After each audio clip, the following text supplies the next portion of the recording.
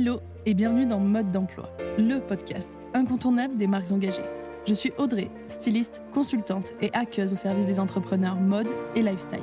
Depuis 2018, j'accompagne les créateurs et créatrices pour donner vie à leurs projets en partageant les conseils et les secrets bien gardés des grandes marques pour réussir. Dans ce podcast, nous allons pirater les techniques et méthodes de l'industrie pour les mettre entre les mains de marques indépendantes comme la vôtre. Alors que vous souhaitez créer votre marque en partant de zéro ou lui donner un coup de boost en vendant plus et mieux, vous êtes au bon endroit. Mes très chères créatrices, je suis ravie de vous retrouver pour un tout nouvel épisode de Mode d'emploi. Et aujourd'hui, on inaugure un tout nouveau concept qui est JTM, j'analyse ta marque, le format où je décortique la marque d'une créatrice de ma communauté Instagram qui s'est bien sûr portée volontaire. Et JTM parce que oui, si j'analyse ta marque, c'est toujours avec beaucoup de bienveillance et d'amour. Dans ce format, zéro filtre, zéro montage, je fais une analyse rapide de la marque en amont et j'approfondis cette analyse en direct dans cet épisode.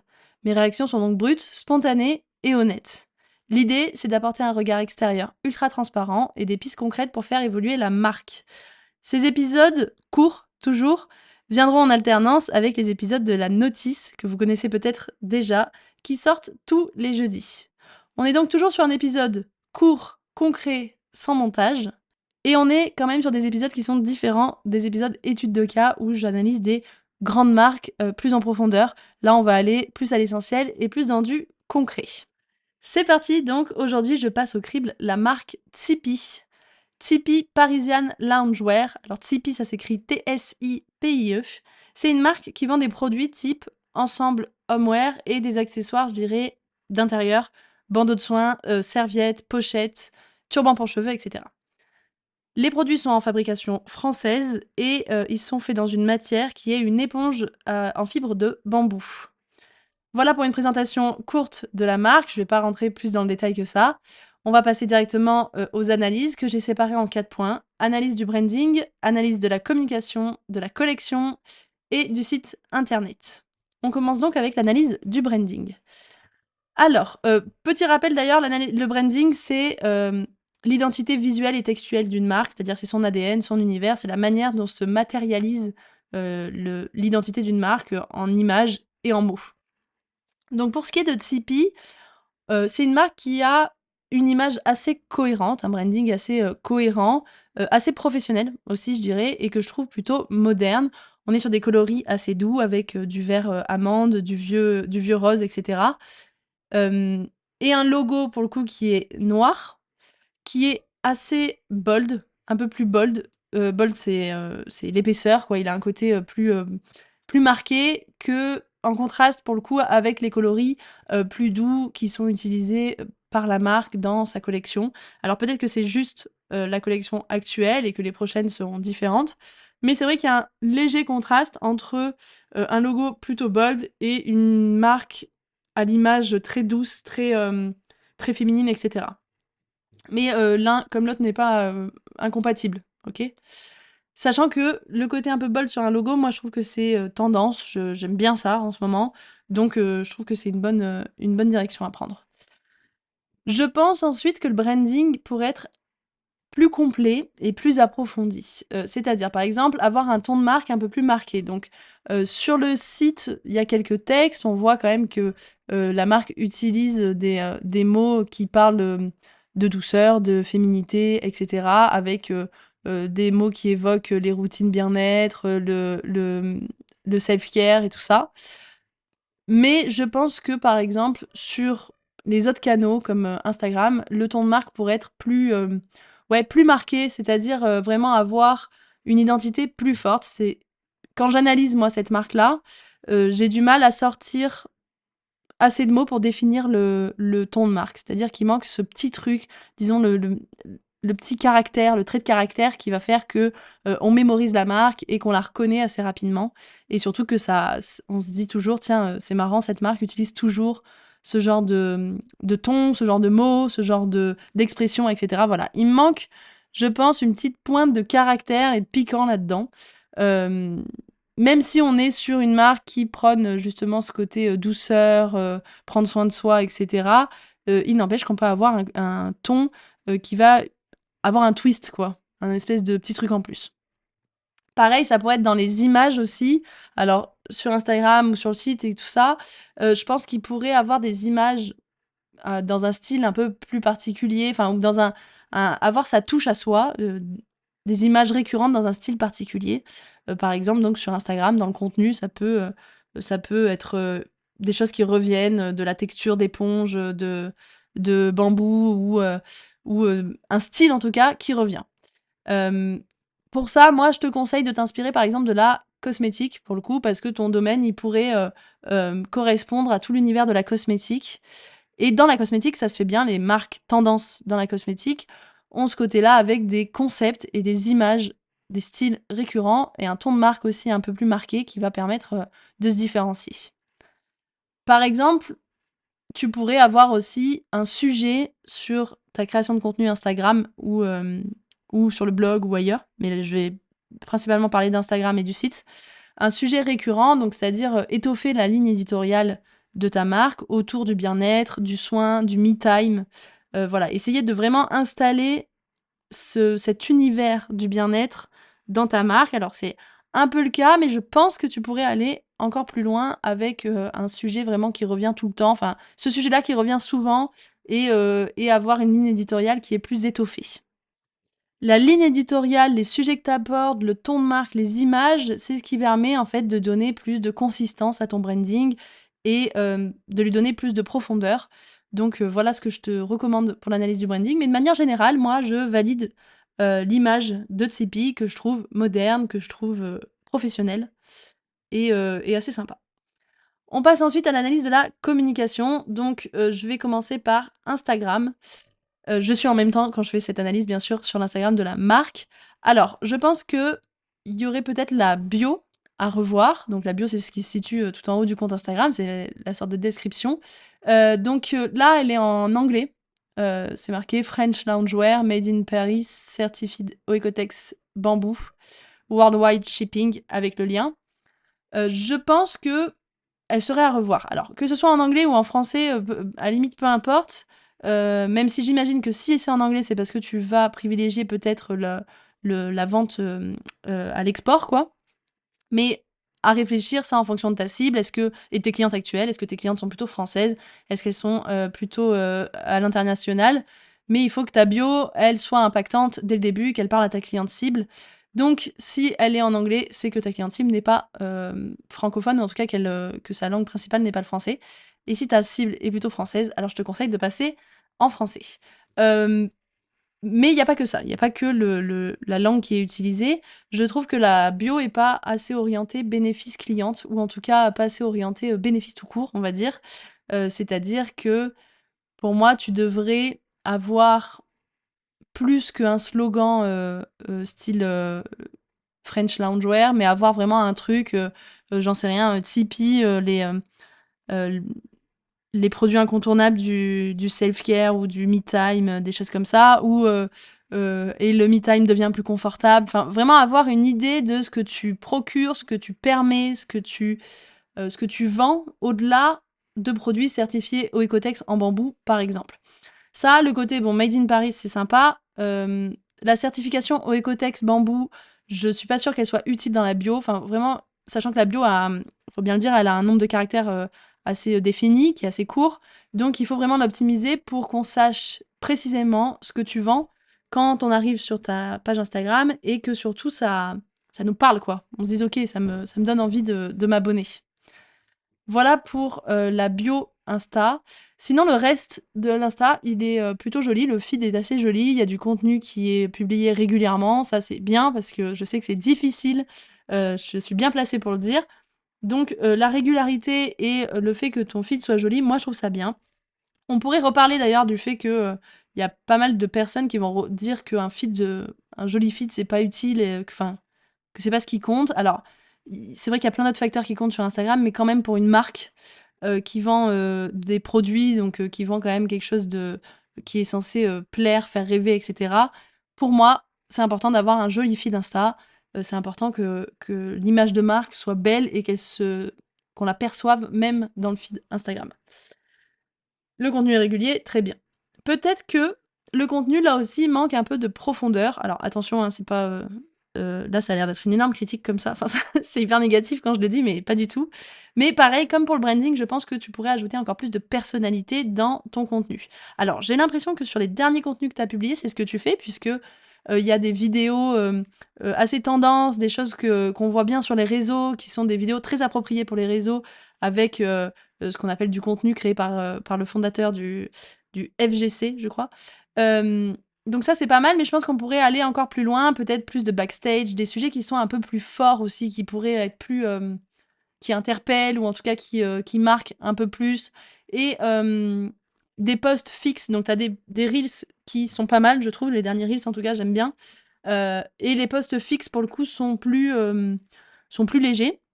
Alors je pense que tu pourrais en avoir qui soient plus travaillés. Heu, Pareil justement qui utilisent ton ton de marque, ta ligne éditoriale pour dire des choses, pour vraiment t'exprimer. Enfin, faut s'amuser dans la création de contenu et il faut vraiment se dire qu'on crée quelque chose, quoi. On n'est pas juste en train de poster un peu, au fil de l'eau. Les posts fixes que tu as, ils sont plus simples et je pense que tu pourrais aller plus loin, parler vraiment à tes clientes cibles, leur parler de sujets qui les intéressent, qui les passionnent, qui les stimulent, et cetera. Mais voilà, des posts qui sortent un peu du produit et du côté vente commerciale, et qui parlent un peu plus à l'univers de ta cible.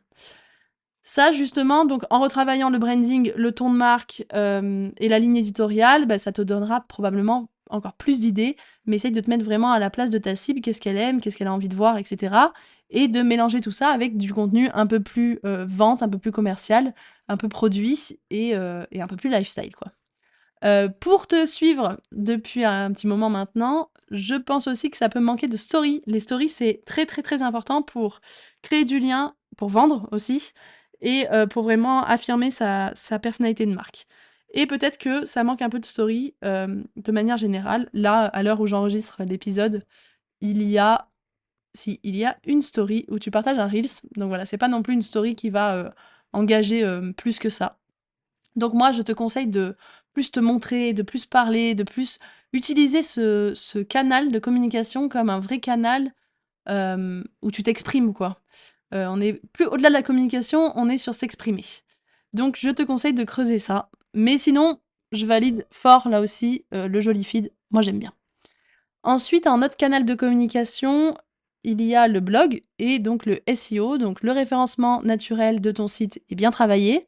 D'ailleurs, le site a une bonne note, sur la recherche Google, donc ça, c'est une très bonne chose. Et d'ailleurs, le fait que tu aies du contenu organique, donc le contenu organique, c'est le contenu, que l'on génère de manière naturelle, enfin qui n'est pas payant et qui fait que les personnes vont découvrir de manière naturelle, donc en organique. Hem, donc ça va être, par exemple, le contenu Insta et le contenu blog.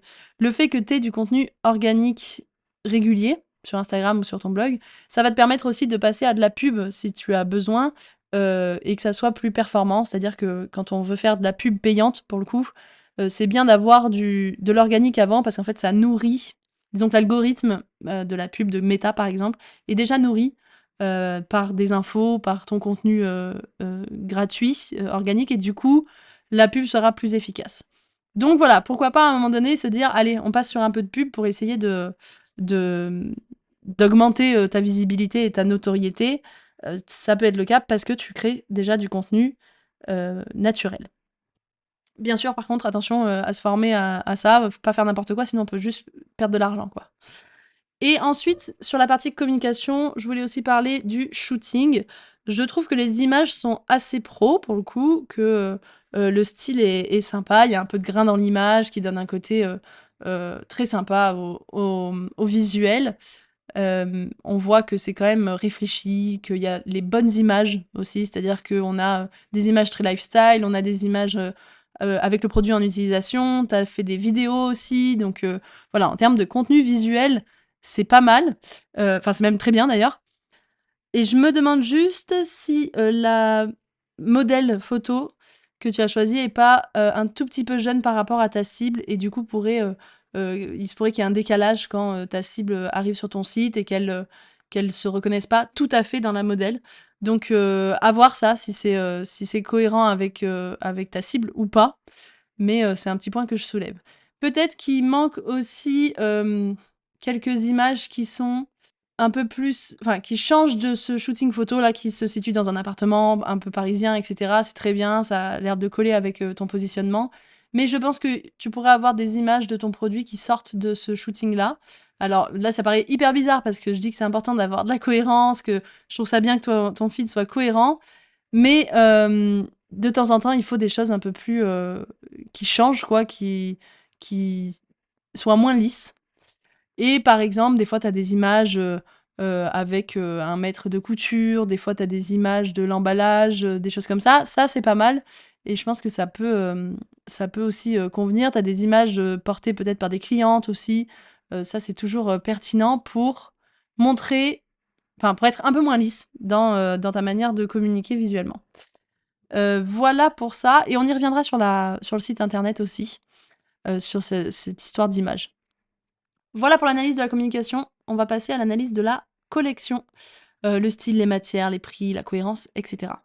Donc la collection, je la trouve très harmonieuse. Alors, c'est assez, évident dans le sens où le fait que tu utilises peu de matières, différentes et que tu aies des couleurs, bien choisies et peu de couleurs aussi, c'est parfait, ça crée des collections harmonieuses, c'est une très bonne chose. Les pièces, elles sont pratiques, elles sont bien pensées, elles sont, bien réfléchies, c'est pertinent, donc ça, c'est top.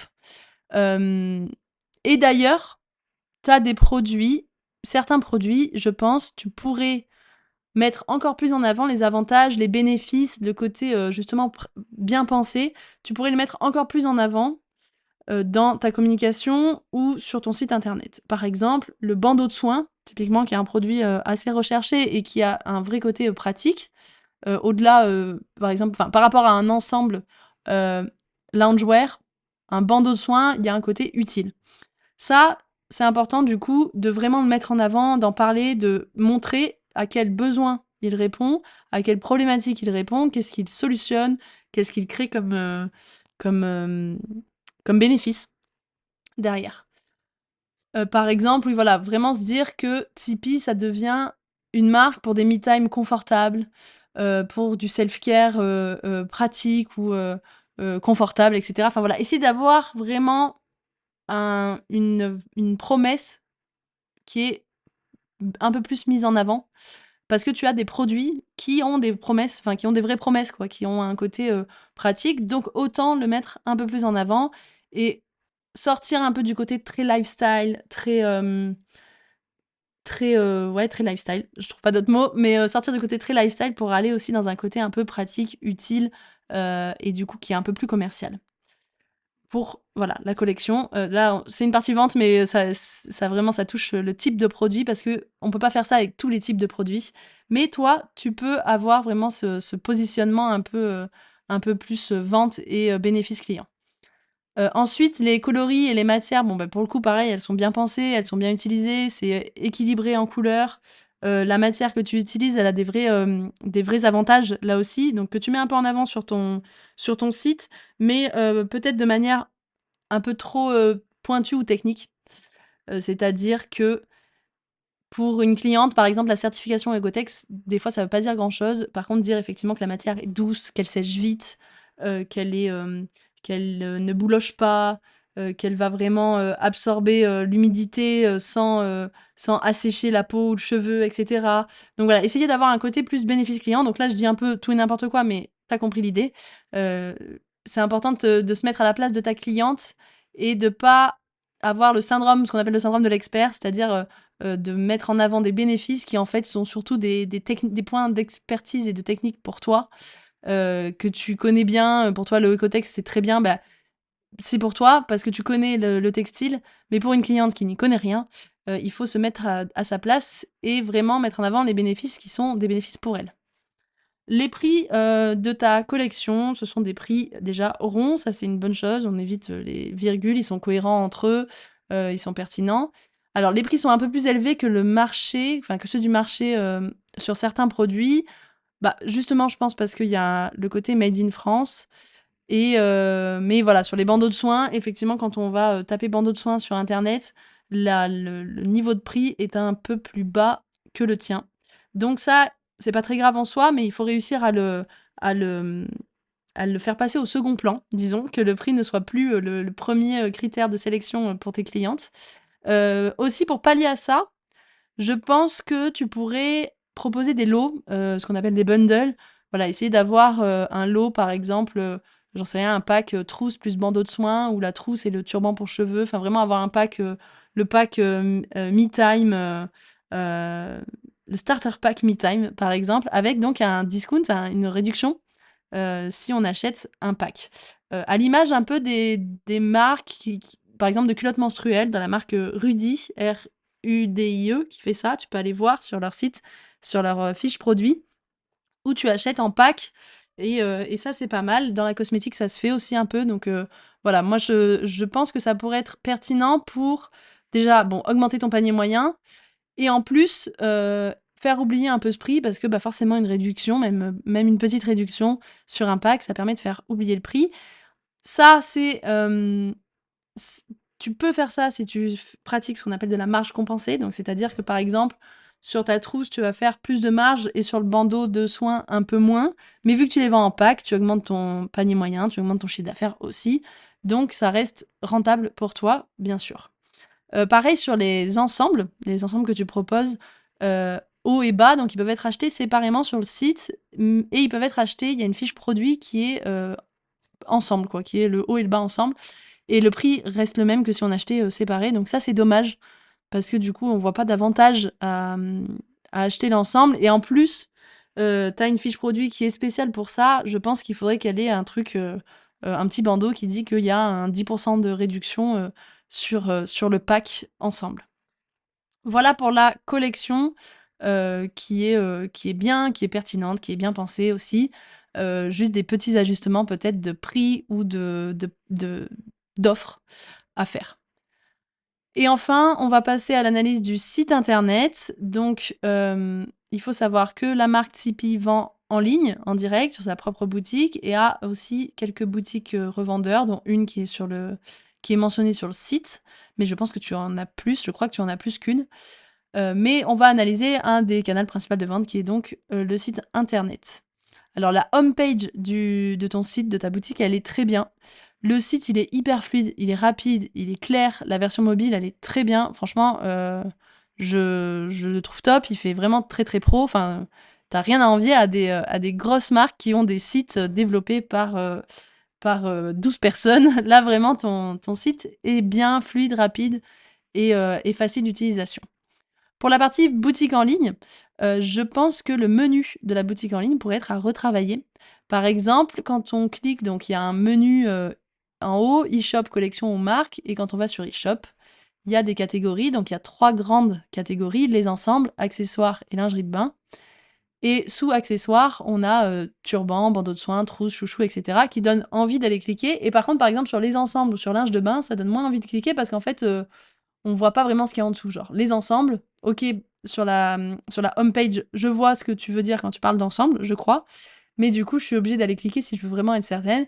Et ça me donne pas envie. Par contre, turban, bandeau de soins, ça donne envie. Donc peut-être en dessous des ensembles, avoir encore là un sous-menu avec, j'en sais rien, l'ensemble haut plus bas, vert amande. Enfin, essayer de trouver un truc pour qu'on sache vraiment de quoi tu parles et qu'on puisse avoir envie d'aller cliquer. Sous linge de bain, tu pourras avoir, la serviette spa, la serviette, machin machine. Bref, avoir vraiment encore un sous-menu pour qu'on pour qu'on comprenne bien et que ça donne envie d'y aller. Aussi sur la structure de la boutique. Donc là, j'ai cité les 3 catégories qu'il y a et en dessous en dessous de ces catégories, à chaque fois, tu as des fiches produits à l'intérieur. Mais peut-être que, la catégorisation comme ça là, ensemble, accessoires, linge de bain, je sais pas si c'est, l'idéal. Peut-être qu'il faudrait revoir ça, enfin, faut savoir que c'est quelque chose qu'on travaille souvent, c'est pas un truc qui est fixe dans ta marque ou en tout cas, dans une marque, on ne trouve pas de suite cette catégorisation. Peut-être qu'il faudrait revoir un peu cette catégorisation parce que je trouve qu'elle ne dit rien, dans le sens où, quand on arrive et qu'on voit ensemble, accessoires, linge de bain, on peut se demander, ce qu'on cherche quoi, finalement. Parce que, par exemple, pour moi, le bandeau de soins peut faire partie d'un linge de bain, ou d'un linge de maison, quoi et les ensembles, effectivement, c'est plus du homeware les accessoires aussi un peu. Donc, enfin, je pense que la catégorisation est peut-être pas la bonne, à voir. Ensuite, sur la manière dont sont réparties aussi les fiches produits là-dedans. Alors, j'entre dans un truc un peu pointu quand on n'a pas le site sous les yeux, mais je vais essayer d'être assez claire. Donc, par exemple, quand je vais voir les accessoires, j'ai un bandeau de soins qui est décliné donc en 3 couleurs, en crème, en rose et en vert. Et il y a une fiche produit pour chacune des couleurs. Alors ça, c'est pas mal pour donner comment dire, de la largeur d'offre, enfin pour avoir une impression d'une offre d'un site bien rempli. Donc ça, c'est une bonne chose.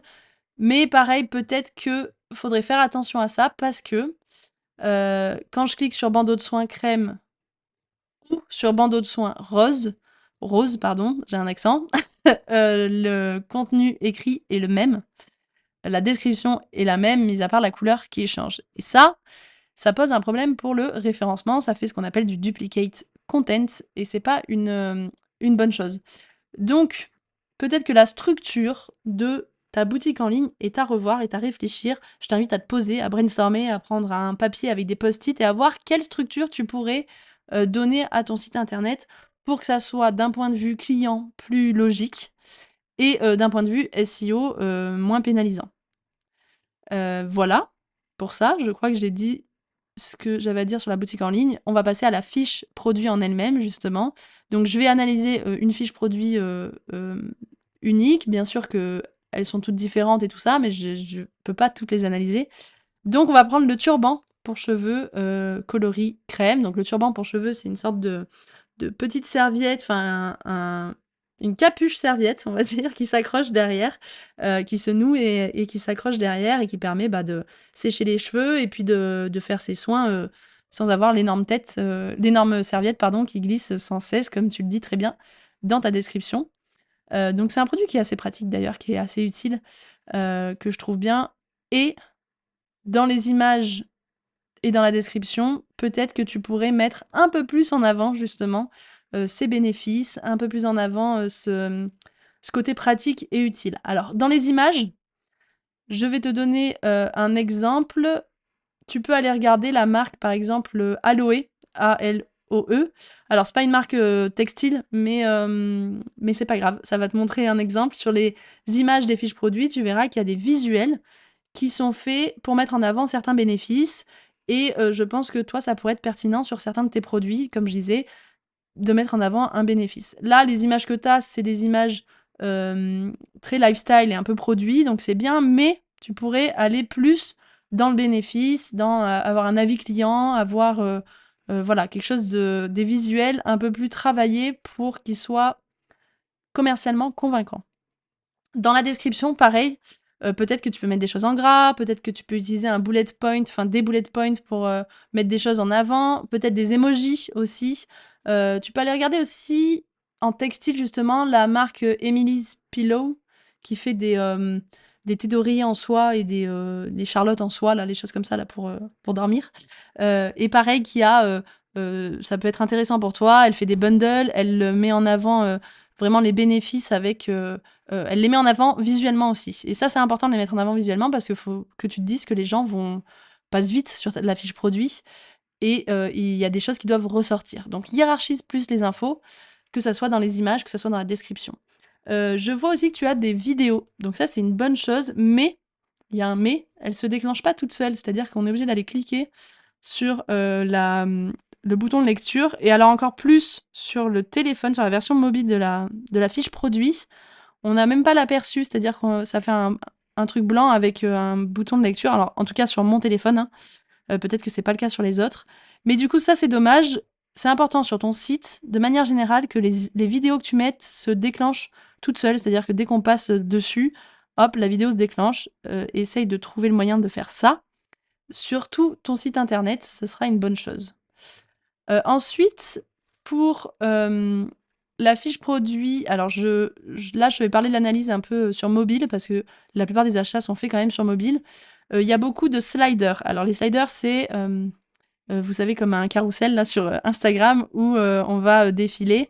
Donc par exemple, t'as un onglet, enfin un endroit où tu parles des bienfaits de la fibre de bambou. C'est très bien. Il il y a des petits icônes, etc. Ça, c'est une super chose.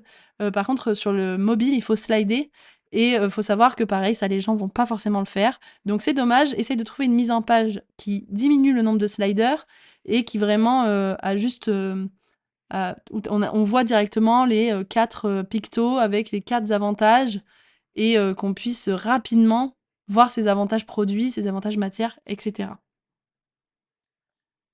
Et enfin, en bas de page, tu as des avis clients. Donc ça, c'est très bonne chose. Et alors, là, peut-être que tu vas me dire, mais elle a complètement pété un câble, mais ils sont trop bien mis en page. C'est-à-dire qu'ils sont hyper bien intégrés au site, c'est très joli, etc. Mais du coup, ils font moins brut et donc ils font moins crédibles. Les avis qui sont en screenshot, les avis qui utilisent des modules type avis vérifié, Trustpilot, les choses comme ça, sont plus pertinents parce qu'ils font un peu plus vrai. Et les avis, c'est très important pour la conversion sur ton site. Donc, peut-être à revoir pour essayer d'avoir un côté plus brut ou utiliser un module avis vérifié ou Trustpilot, où il y en a plein d'autres d'ailleurs. Mais je pense que ça serait plus pertinent d'avoir ça, d'avoir cette mise en page un peu différente. C'est bien aussi d'avoir des avis avec des photos, des vidéos, dans l'idéal, ça c'est vraiment encore plus pertinent, c'est des petites choses, mais ça aide à convertir un peu plus. Voilà pour cette analyse. Je crois que j'ai fait le tour sur le branding, la communication, la collection et le site internet. Donc, je ne suis pas rentrée dans un énorme détail parce que il me faudrait beaucoup plus de temps pour faire une analyse plus profonde. Mais de manière générale, Tipeee, c'est une très jolie marque qui a un super site, qui a des produits très utiles et bien faits, bien pensés. Je pense qu'il te manque quelques petits éléments pour vraiment avoir une marque qui décolle. Mais je trouve que la marque est déjà hyper bien faite. Voilà pour cet épisode. Si tu veux que j'analyse ta marque, toi qui m'écoutes, eh ben go me laisser ton nom en commentaire de cet épisode par exemple, ou alors tu me l'envoies en message privé sur Instagram. Si cet épisode t'a plu, tu peux me laisser 5 étoiles sur Apple Podcast ou sur Spotify et un petit commentaire par exemple, ça me ferait plaisir et puis ça aide toujours le podcast à se faire connaître. Mes très chères créatrices, merci d'avoir été à l'écoute, continuez de transformer vos rêves en réalité, prenez soin de vous et à bientôt pour un nouvel épisode.